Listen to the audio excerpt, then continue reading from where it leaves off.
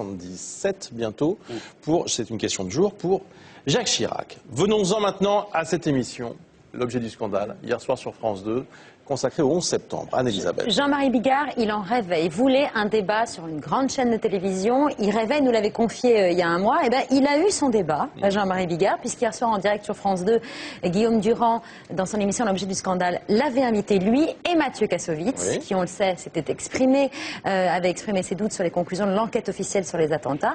Et dès le début de l'émission, quand même, Jean-Marie Bigard, grand prince, s'est félicité de l'initiative de Guillaume Durand. J'aurais signalé qu'on est ravis d'être ici parce que ça veut dire qu'on est sur une grande chaîne française, on est en direct. Et on a le droit d'en parler sans être traité de négationniste ni de révisionniste. C'est quand même extraordinaire, c'est un grand pas en avant déjà.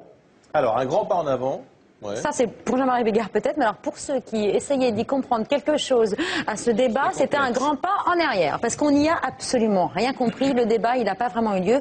Sur le plateau, face à Jean-Marie Bigard et à Mathieu Kassovitz, il y avait Hervé Gattegno, qui est journaliste d'investigation au Point, et Frédéric Bonneau, qui était à Europe 1, pour alors apporter la contradiction. Et ils ont eu du mal quand même à faire valoir leurs arguments. Le dialogue était impossible. Regardez. Non, non, tu ne m'arrêteras pas. Le trou de l'avion de Chanceville. Vous voyez, pas de basket. Écoutez, pas de basket, pas de siège, pas de machin. Attends. Et je dis tout simplement qu'on ne peut pas regarder ça sans trouver ça un petit peu trop. Alors écoutez-moi tous les deux. Non mais pardonnez-moi, merci. J'ai compris, vous pouvez me le faire 10 fois, mais faites-le-moi 20 fois, ça sera pareil. Oui, ça a été le moment culminant de l'incompréhension et de l'impossibilité du débat. Du dialogue. Ça a réuni Bigard et Mathieu Kassovitz qui tout à coup sont complices. Oui, ça a duré une demi-heure comme ça, où ça hurlait plus qu'autre chose, c'était une foire d'empoigne.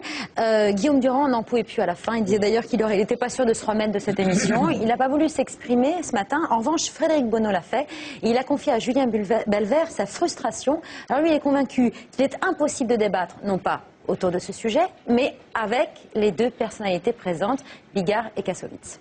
C'était prévisible parce que face, si vous voulez, à deux illuminés, c'est sûr qu'un discours rationnel en a quasiment aucune prise. Enfin, c'est comme essayer d'attraper une savonnette. Et en plus, on se retrouve face à Bigard, qui a l'habitude de faire le Stade de France. Alors, vous voyez, Bigard au Stade de France, en face, Guillaume Durand, Hervé Gattegno et moi, on savait bien dès le début qu'on avait absolument aucune chance. Donc, il y avait deux solutions en gros. Soit il nous mangeait tout cru, soit on va au clash.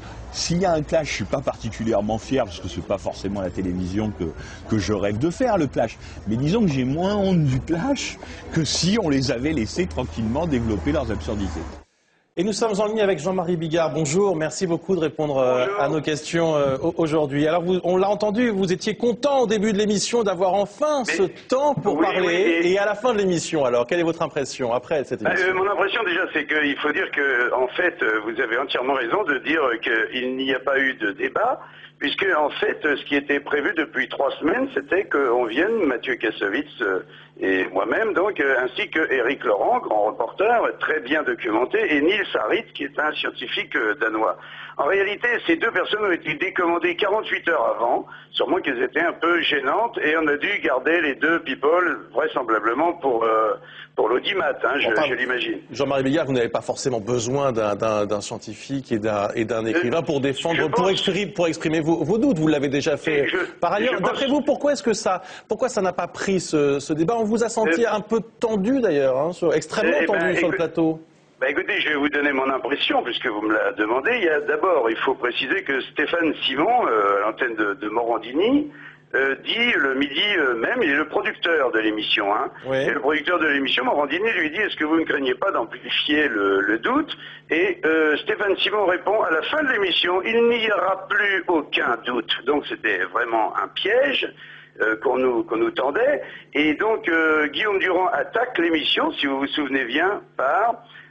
si on ne vous a pas tué d'ici la fin de l'émission, nous allons passer pour des malpensants. Jean-Marie Bigard, vous pouvez pas dire que c'était un piège. On a donné l'antenne à vous et à Mathieu Kassovitz pendant 1 heure, ce qui, je crois, n'était jamais arrivé jusqu'ici pour exprimer vos doutes. Mais par contre, au lieu de pouvoir nous exprimer tout simplement nos doutes sans proposition sans proposition alternative. Nous, on voulait juste dire, nous, est-ce qu'on a le droit de douter en France? Et tout à coup, ils nous sortent, Frédéric Bonneau, que je viens d'entendre, tout à coup, nous sort des avions téléguidés, des trucs comme ça. On dit, mais de quoi vous nous parlez? On vous a jamais parlé de ça, nous. C'est-à-dire qu'ils nous ont attaqués vraiment de front et ils ne voulaient pas justement qu'on exprime. Mais vous pouvez quand même accepter qu'ils ne soient. Vous pouvez accepter qu'ils ne soient pas d'accord avec vous. Ils ont le droit après tout. Ça, c'est le débat démocratique après tout. Eh bien, c'est la raison pour laquelle je vous dis justement, je m'étonne moi plutôt que les journalistes ne s'interrogent pas à savoir pourquoi des dizaines de millions de personnes dans le monde ont un doute. Ça, c'est la première chose. Et ensuite. Heureusement, on a eu la chance parce que on a essayé de nous détruire, mais ils n'y sont pas parvenus. Qui a essayé de vous détruire? On a juste réussi quand même à dire qu'on était venu parler avec notre cœur, qu'on n'avait que des coups à prendre et qu'on estimait que c'était un devoir de citoyen, c'était un devoir démocratique d'exprimer ses doutes si jamais on en a, sans passer pour un révisionniste ou un négationniste. C'est bien d'avoir du cœur, mais c'est des événements historiques quand même. Quand vous dites qu'il n'y a pas eu de débat, vous n'avez pas peur d'être taxé de révisionnisme? L'enquête n'est pas terminée. Ah bah oui, mais Jean-Marie Bigard, juste pour terminer, j'ai encore une fois un sentiment qui n'engage sans doute que moi, mais en disant aujourd'hui que vous avez été piégé, qu'on a essayé de vous détruire, vous n'avez pas le sentiment d'alimenter encore une fois tout ce qu'on peut dire autour de vous et ces soupçons de révisionnisme encore une fois? Eh bien, écoutez, je vais vous répéter à nouveau mon souhait, qui est le souhait de Mathieu Kassovitz et de moi-même, c'était effectivement d'organiser un vrai débat avec d'un côté des scientifiques, des professionnels, des architectes, des aviateurs, qui ont des doutes, et de l'autre côté, des gens du même acabit qui voudraient défendre la version officielle. Ça serait un vrai débat et à l'issue de ce débat, les gens pourraient se faire leur opinion. C'est exactement ça qu'on voulait, sans accuser qui que ce soit et sans faire de propositions alternatives. Merci beaucoup Jean-Marie Bigard d'avoir répondu à nos questions en direct dans l'édition spéciale. Je voudrais juste préciser quand même, pour avoir vu l'émission jusqu'au bout, qu'il y avait en face de Jean-Marie Bigard et de Mathieu Kassovitz, deux journalistes, et notamment Hervé Gattegno, qui est un grand journaliste d'investigation du Point, qui avait des arguments extrêmement fiables, qui a démonté la plupart des doutes de ces deux personnalités qui, eux, sont évidemment restés sur leur position, mais ça c'est assez logique, on va le dire. Voilà, on peut se demander si aujourd'hui on peut débattre. Franchement, après avoir vu l'émission, on peut se dire que non, a priori. Nicolas, vous avez un sentiment sur cette affaire? Aussi penser à l'époque où Guillaume Durand recevait Révélé, même Houellebecq, Rushdie, par exemple, Rob Grillet, autre chose. Parce que là, c'était un débat fait pour que ça explose. Je veux dire, c'était pas fait pour avancer. Je suis pas tout à fait d'accord avec vous. Il y a quand même une violence. Pas tout à fait d'accord avec vous. Moi, je trouve ça assez courageux de le faire. Ah oui? Ah oui, il faut le faire. Mais... Moi, je trouve ça assez courageux de l'avoir fait. Parce que justement, plus personne n'ose le faire, comme c'est considéré comme un sujet trop tabou, personne n'ose le faire. Moi, je trouve ça assez courageux. J'ai pas mal de mails sur l'émission. de gens qui disent « j'ai eu l'impression que c'était un traquenard pour Bigard et Kassovitz », d'autres qui disent « oui, Bigard et Kassovitz n'ont pas eu assez de temps pour s'exprimer », mais d'autres disent comme Louis « au moins, dans cette émission, on a le droit de parler de tout, et ça, c'est plutôt rassurant ». Bon, voilà, donc chacun s'est fait son opinion, vous êtes très très nombreux à réagir, continuez, on en reparlera dans le débrief de l'émission. Encore un mot là-dessus, Ariel? Non, moi ça va. On arrête là-dessus? Très bien. Bon. Je ne peux pas avoir tous les forums Internet sur le dos. Non, mais juste pour finir là-dessus, c'est vrai que nous, à chaque fois qu'on en parle, et c'est le cas encore aujourd'hui, on se fait copieusement insulter par la suite sur tous les forums. Mais bon, après tout, la parole est libre.